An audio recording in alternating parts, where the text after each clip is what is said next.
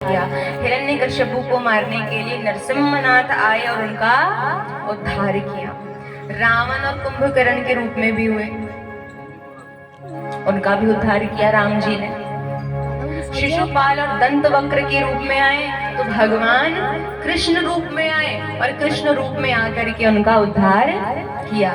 ये था पहला कारण भगवान के इस धराधाम पर अवतरित होने का। बोले दूसरा कारण क्या है? दूसरा कारण ये है,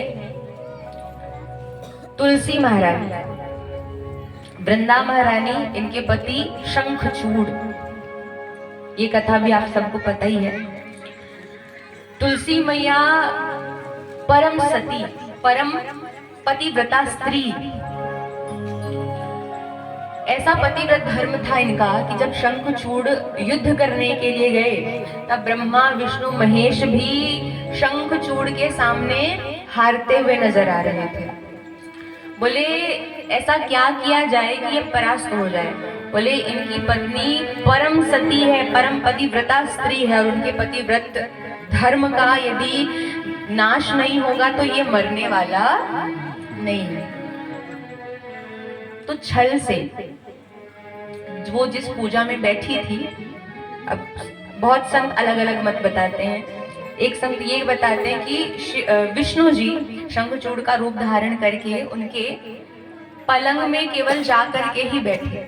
जिस पलंग पर, जिस बिस्तर पर पति पत्नी वास करते थे, रहा करते थे, उस बिस्तर पर केवल बैठने मात्र से तुलसी मैया का पतिव्रत धर्म, उनका सतीत्व नष्ट हुआ।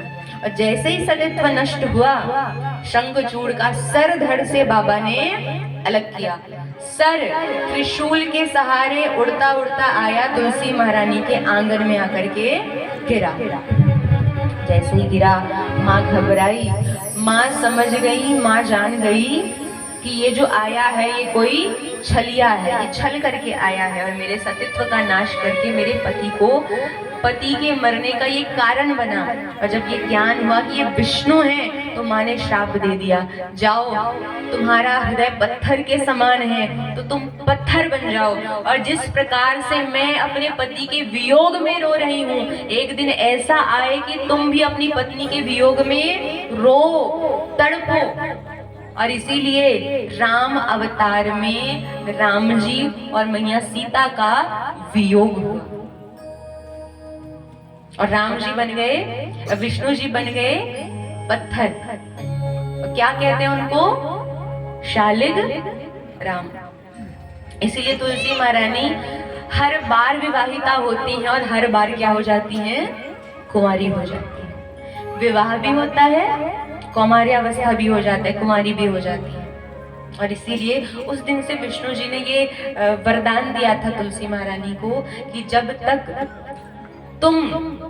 तुम्हें उपयोग में नहीं लाया जाएगा मेरे लिए, कोई भी चीज मैं स्वीकार करने वाला नहीं हूँ। इसलिए राम जी को, कृष्ण जी को, श्रीमन नारायण भगवान की किसी भी अवतार को आप कुछ भी अर्पित करते हो, वस्त्र हो, भोजन हो, सूखा अन्न हो, कुछ भी हो, जब तक उसके ऊपर ये तुलसी पत्र नहीं रखा जाएगा तब तक भगवान स्वीकार नहीं करते हैं। और इसीलिए भगवान के ऊपर तुलसी महारानी हमेशा लिपटी रहती है। कुछ चढ़ाओ ना चढ़ाओ, भगवान को तुलसी पत्र अत्यंत प्रिय है। तुलसी महारानी की सेवा यदि कोई करता है, आपके गांव में तो खूब बढ़िया गौ माता की सेवा भी हो रही है, वैसे ही अगर तुलसी मैया की भी सेवा हो जाए खूब बढ़िया से, तो फिर इसमें 4 चांद और लग जाएंगे। फिर तो कुछ पूजा करने की आपको आवश्यकता नहीं है, अभी भी नहीं है। अभी भी आप लोग खूब गलती करोगे ना तो भी ठाकुर जी माफ कर देंगे। क्यों? क्योंकि आप उनकी प्यारी गैया मैया की सेवा कर रहे हैं और इससे बढ़कर कोई सेवा होती ही नहीं है। हाँ, एक सेवा होती है माता पिता की सेवा, माता पिता और गौ माता की सेवा।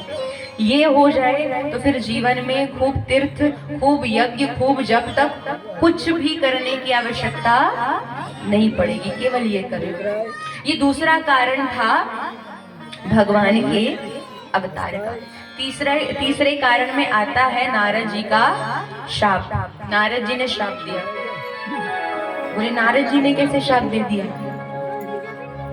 जब शिव जी ने बताया ना कि नारद जी ने श्राप दिया, तो पार्वती जी के गुरु जी हैं। कौन? नारद जी।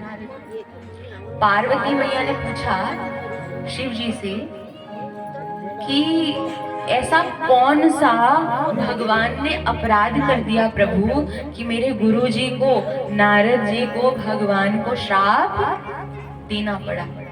ये नहीं पूछ रही है कि नारद जी ने श्राप क्यों दे दिया भगवान को। ऐसा ही विश्वास होना चाहिए अपने गुरु के लिए एक शिष्य के अंदर।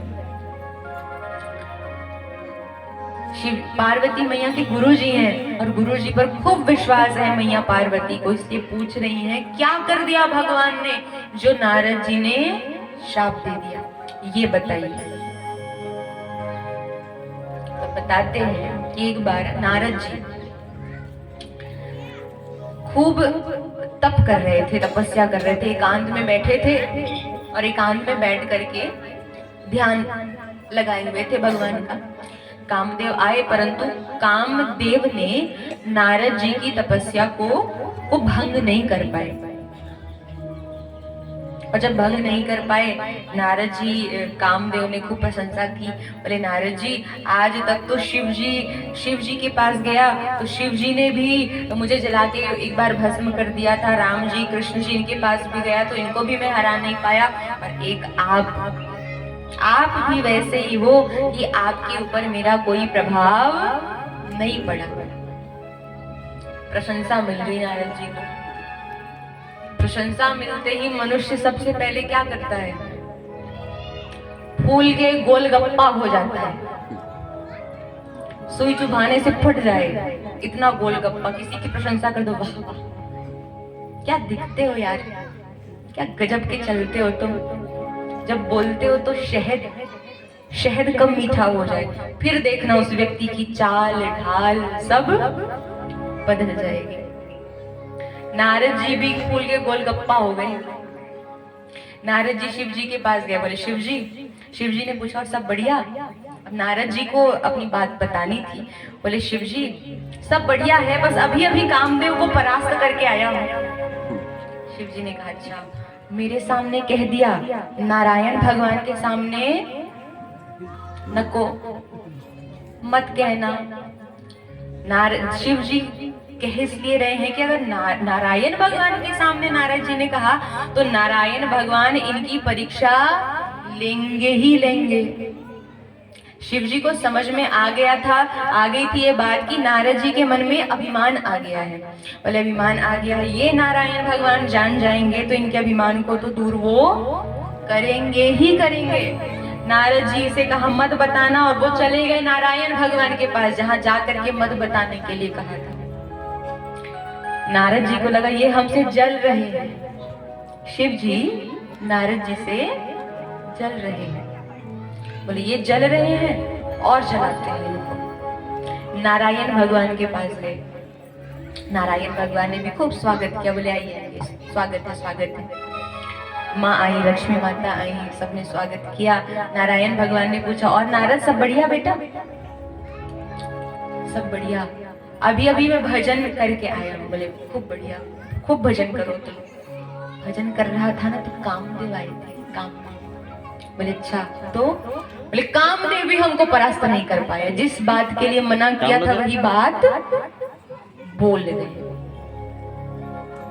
बड़े जो कहते हैं उसका पालन बच्चों को करना चाहिए। वो अपने अनुभव से कुछ बात कहते हैं। नारायण भगवान समझ गए मेरे बच्चे के मन में अभिमान आ गया।